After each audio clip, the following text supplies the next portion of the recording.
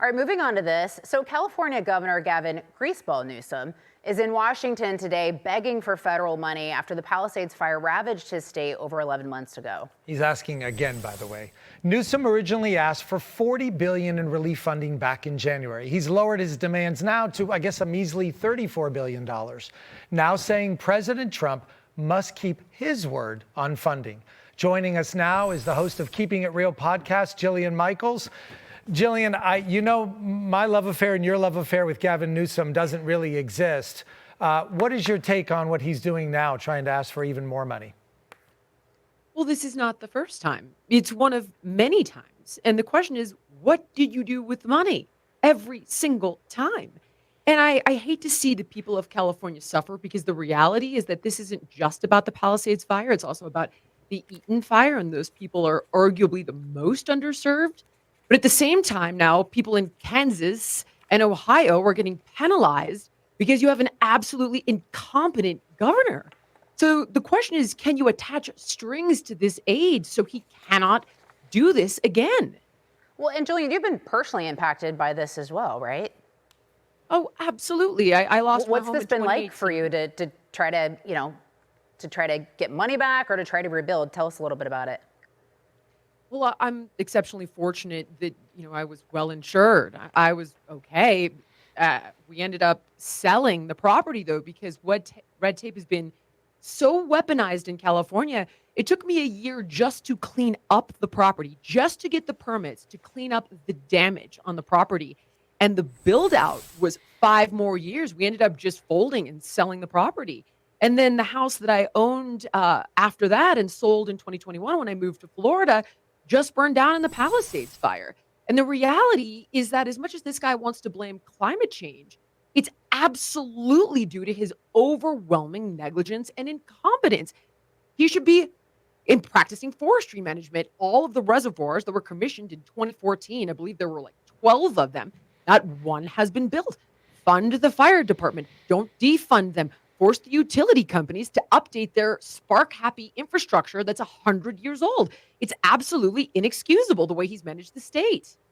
Well, and it just goes to show you how he really is running the business of the state. We don't know where the money is. The state continues to be in a deficit. Let's move on to this. Not everyone is on this Gavin Newsom 2028 train. In fact, we have a video of Holly Berry slamming the wannabe president last night at the New York Times summit. Take a look. Because he's not going to be governor forever. And with the way he's overlooked women, half the population, by devaluing us in midlife, he probably should not be our next president either.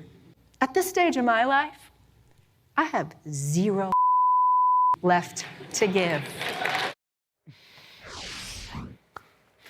Well, I'll just have you, honestly, she doesn't. And that's somebody that people would perceive would be pretty liberal, I would think, right? Yeah, Jillian, what do you think after watching that? Thank God that people in California are starting to see the light. But, ironically, I was just talking to Tommy Lahren earlier today, and she said, the thing with California liberals is they don't change their mind until they're directly impacted, which is true. I'm also guilty of it. And now she's being directly impacted and she's seeing the light. The question is, how many people are going to suffer, as this continues? And what's so ironic about this is he's trying to block a bill that would provide funding for women going through perimenopause and menopause and enforce greater education for doctors who provide that kind of care. But simultaneously, this guy is giving health care to people who are in the country illegally. Like, if that doesn't outrage you, I don't know what does. But Jillian, we all know he's running, right? Like, he's going to run in 2028. He's a liar, but will the American people see through it? I honestly don't know. I really don't know. I am shocked and in a constant state of awe at how many people still think this guy is great.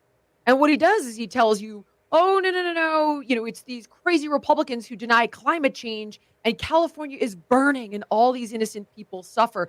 He spins this narrative and people believe it, arguably because they want to believe it. It validates their tribal position, and that's exceptionally unfortunate. Because if you wake up and you look at California pre-Newsom and post-Newsom, it is vastly divergent and for the worse. Yeah, I don't know if we can bring up, but we had a graphic up earlier that showed the number of applications that had been already filed around the fire and the number of constructions that have been completed. And crazy. I think the one way that we can communicate to the American people who don't live in California, Jillian, is to really show them hard facts and stats that say, this was a tragedy that happened. We understand things happened. What happens after the tragedy? And so when you look at that many people needing housing, needing a place to call home, the American dream, and only 3 people having been completed, isn't that enough of a stat if you just put that on blast? Gosh, you know what, Marcus? I would hope so. But this is not, I would go even farther back than that. This is not the first fire that he has botched and mismanaged. It is one of a gazillion. And the reality is, at the end of the day, this guy, just look at what he did. He literally vetoed a bill called AB 2330 for forestry management that landed on his desk, passed every body of legislation in California, and he vetoed it. Like, beyond how he mismanages post-fire, look at the fact that this continues over and over and over again, and it's absolutely easy to mitigate this, the ways that they start and how they're managed after they start. And it's not just fires. We could be here all day talking about homelessness, the 24 billion nobody can account for, crime in the state that only goes up. I mean, the list is so long. We would be here for 10 of your shows. Jillian, real quick, you were a Democrat, and then you were with President Trump. We're about to head into a midterm election. Where are you now, and where do you think voters like you are now? You know what? At this point, I don't like labels because labels make you tribal. I believe in principles. Yeah. Principles over politics. And at the moment, my principles are not lining up with the left whatsoever. Yeah. Well, we're happy to have you. Jillian, thank you so much. Stay around. See you Stick soon. around. Thank you so much. Thank you.